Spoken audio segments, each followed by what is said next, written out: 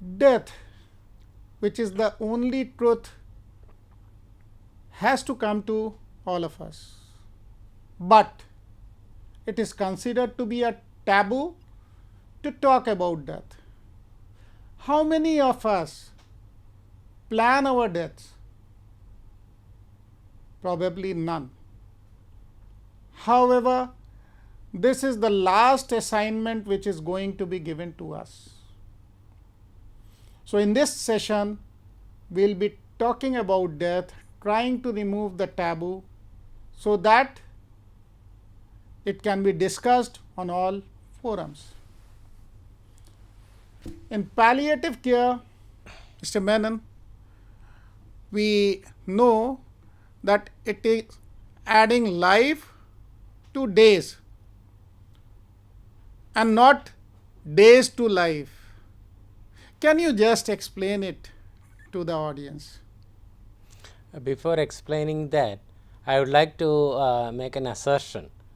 During my training programs in one of the colleges, I asked the students, how many of you would like to face death, or how many of you would like to have death? So there was a great silence among the students.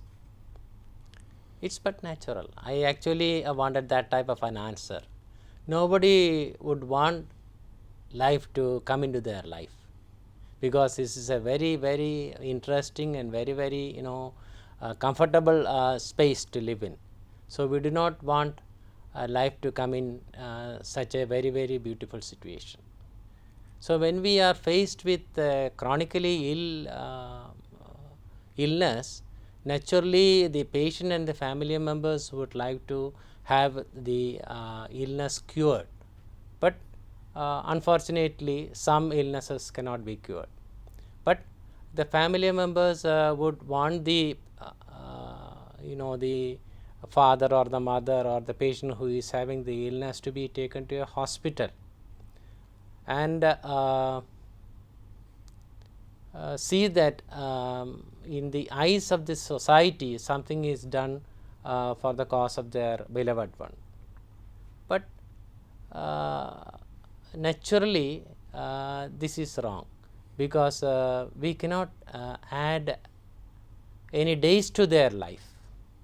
When it is time for us to go to the inevitable death, there is no other way but to go. And what we can do is to celebrate every moment of our life. That means we can add life to their days.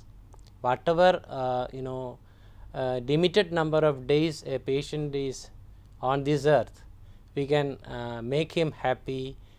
We can energize him to the extent possible and see that a good death is coming to him when death comes to his stall. So probably Mr. Menon has clearly conveyed that all of us, we want to live in comfort. And if anyone asks about death, so we are not mentally prepared. How many of us are sure that we'll be even there tomorrow or not? So death is so uncertain in the present scenario. Why are we afraid from death? In palliative care, more so, talking about death becomes important. Why? Because the patients have a limited time in this world. So we do not want to prolong their life, but either we do not want to shorten their life. Whatever life they are going to face, they have to live in quality, in dignity, and die with dignity. That is the objective of palliative care. So Mr. Menon, many a times people are confused that palliative care is talking about euthanasia. So can you distinguish between the two? Actually, euthanasia is a different entity. When nothing can be done and the medical profession says that nothing is to be done, there are certain formalities to be complied with before taking the euthanasia process. It's a very elaborate process. Actually, in palliative care, we can do a lot of things when the patient is said is consulted by a doctor and says that nothing can be done. We can do a lot to him, giving comfort, giving all sorts of advices to plan his way to the death in the most beautiful manner. That's what I would like to say. So again, to sum up, euthanasia means voluntary death. I am suffering in great pain. I am suffering in agonizing symptom. I don't want to live and I want to die. These are the words of almost all the terminally ill patients. Euthanasia is illegal in most of the parts of the world. That means we cannot kill people who are suffering in pain and distressing symptoms. But probably palliative care is the answer. Why to die? When palliative care people are there, these professionals will take away your pain, will cure your symptoms, will treat your depression, will be your friends in the last times. They will make your death comfortable. Why not? If you are there even for a week or a month, why not enjoy the life to the fullest? Why? Because you know that you have limited life.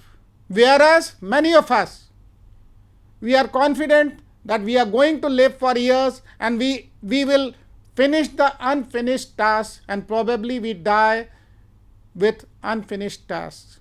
But those who have got this notice, who know that their time is limited, probably that time can be utilized effectively to finish the unfinished assignments.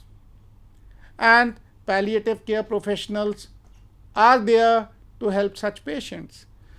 So, my question to you, Mr. Menon, is what do you believe when we are talking about quality of life and quality of death? Can there be even a quality when we are talking about death? Yes, I had my personal experience to share with you, Dr. Gupta, that my mother was, she expired at the age of 94. So, old age had crept in, and she had a lot of physical ailments, some mental agonies. These are all related to the aging population. So she had some medications just for the sake of giving, saying to the other person that she is having some medication. Nothing more was to be done to her. But we cannot take her life away. It is upon the nature to take that task. And we are 7 in number. I am the youngest and the only male member in the family. So I called all my elder sisters to come over to my place during the last days of my mother. She was showing symptoms of death rattle and all that, and the doctor who was being consulted, he told me that, Mr. Menon, there is no point in continuing the drama. You can call all the relatives and daughters and everybody else to come and see the patient as the last wish. So I called all my sisters and all sat together on the beside the deathbed in a palliative care center in my own hometown. She breathed her last. We saw her breathing her last.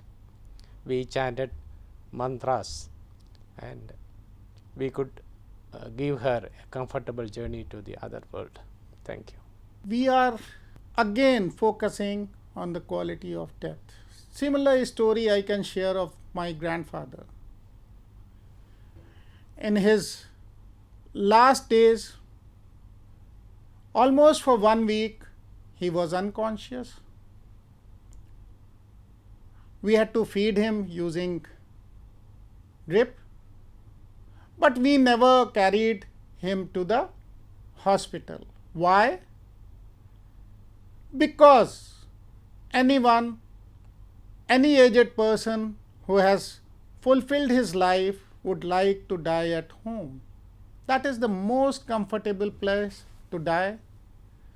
And among the near and dear ones. Whereas in the hospital, a person dies in ICU with no human being nearby, and all machines are there to terrorize the last moments. Death in itself gives signals, and it is not a sudden death, but maybe it may take a few days in a person to die. So my grandfather became unconscious, stopped eating and drinking. He was out of his senses. All his daughters and other relatives were called, my father being the only son. We tried to upkeep him in the best possible way. And finally, when he died, he was having several people surrounding him from all sides. I could see that in Hindu way, now for example, some tulsi leaves were put in his mouth, Ganges water was put in his mouth, and a small piece of gold was put in his mouth. Although I was very young at that time, but the memories are there. He was taken away from the bed, made to lie down on the ground, and that is how he passed away peacefully. In other religions, there may have been defined procedures of death. Why not implement them? My grandfather was made to listen Bhagavad Gita at his last time. So similarly, there are ways where other religions have described the best death, and these need to be followed rather than taking the patient who is going to die in a hospital. Let us again remember, death due to age will not be reversed if we take the person to a hospital. Death due to a chronic illness is not going to be reversed if we take the person to the hospital. In the sharp contrast, any accidental patient, whether he is young or old, has to be taken to the hospital because that is an emergency. But death is not an emergency. It is a slow process, and let us follow the process. Do not panic, because there have been instances where patients have been given palliative care for months and years, and all of a sudden when the patient is dying, the family takes him to the hospital in panic, pays lakhs of rupees for the death, which were never spent even for his treatment throughout his life. Mr. Menon, would you throw some light about the cost of death? What is this? Is there a cost involved even in death? You see, to be frank, medical, the term medical is a very tricky terminology. Earlier it was intended for giving some sort of care or treatment or something like that, so just to keep the person back to his rails, normal routine. But later, when in the advancement, with the advance of industrialization in the science and technology and all that, now the medical has been given another shape. It is a medical industry as such. So, in the medical industry, they have got all sorts of equipment to be installed in the various hospitals, waiting for the patient to come in, take out all the types of diagnostic tests and all that, and at last it will say that you have got something in it, you have got something there and all. They will find ways and means to say that something is there at all. Then only they will get the prey for continuing or sustaining their industry. So, what I was trying to tell you is now it has become, it has been what you call renamed as an industry. So, in this industrial situation, more than treating the patient, they find their pockets to be filled very soon. This is the sad part of the story. But when taking into account from the point of view of a patient and his relatives, naturally what happens is that the relatives or son or the daughter or the wife or any other relatives always feel that the patient should be taken to a very big hospital for treatment, though there is no treatment option available. It is generally said after getting a lot of reports on the statistics of the percentage of death, India stands almost first in the in relation to the cost of treatment or cost of diseases to be treated. So, treating cost, it is said that India can be taken as the first in the cost of treatment as well as cost of death, especially in ICUs and hospitals. So, many a times dying in ICU, dying on ventilators, it ruins the entire family. Tomorrow it can happen to you all. Don't come into the social pressure, because all those people, maybe your neighbors, maybe your relatives, and maybe anyone and everyone will be pestering you. Why aren't you taking this man to the hospital for dying? Don't get emotional. Why? Because if a person is dying due to old age, in any case the time is over and he has to die. If a person is dying due to chronic illness, this illness is untreatable. So, if you are taking the person to the hospital, he is not going to be saved, but certainly you are going to ruin your family and you are going to increase the cost of death, and quality of death is going to be the worst ever. So, let us remember, there is no pressure other than the wish of the patient, and it is supreme when we are talking about palliative care. So, Mr. Menon, we have again heard about the term bereavement in palliative care. So, what do you do in palliative care? What is bereavement?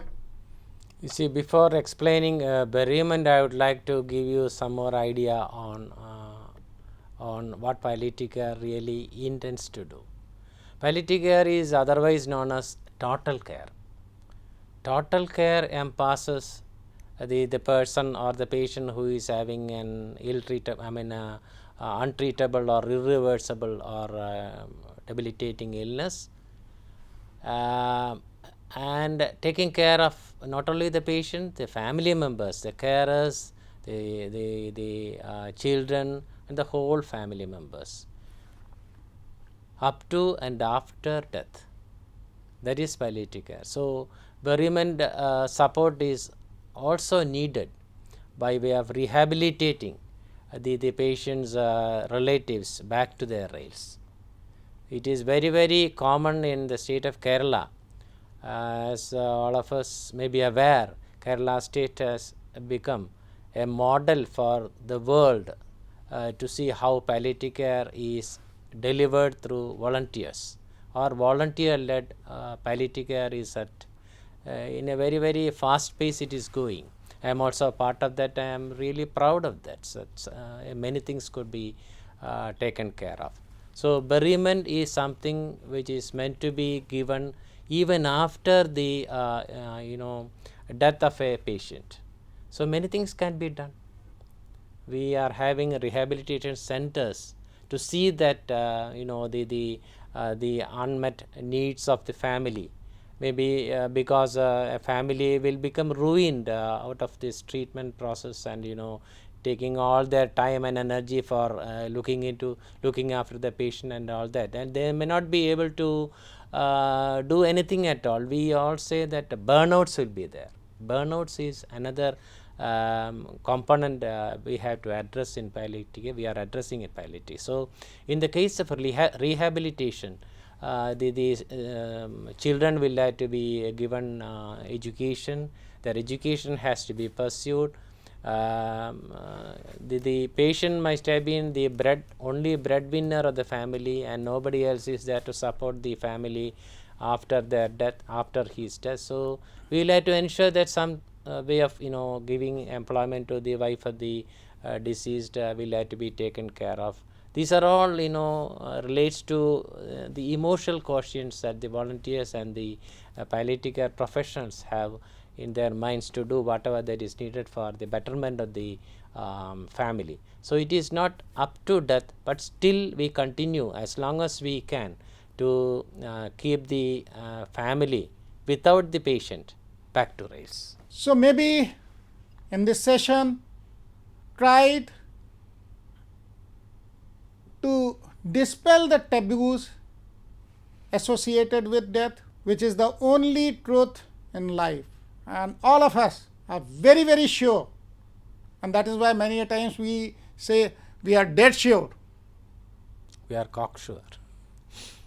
That we have to die one day.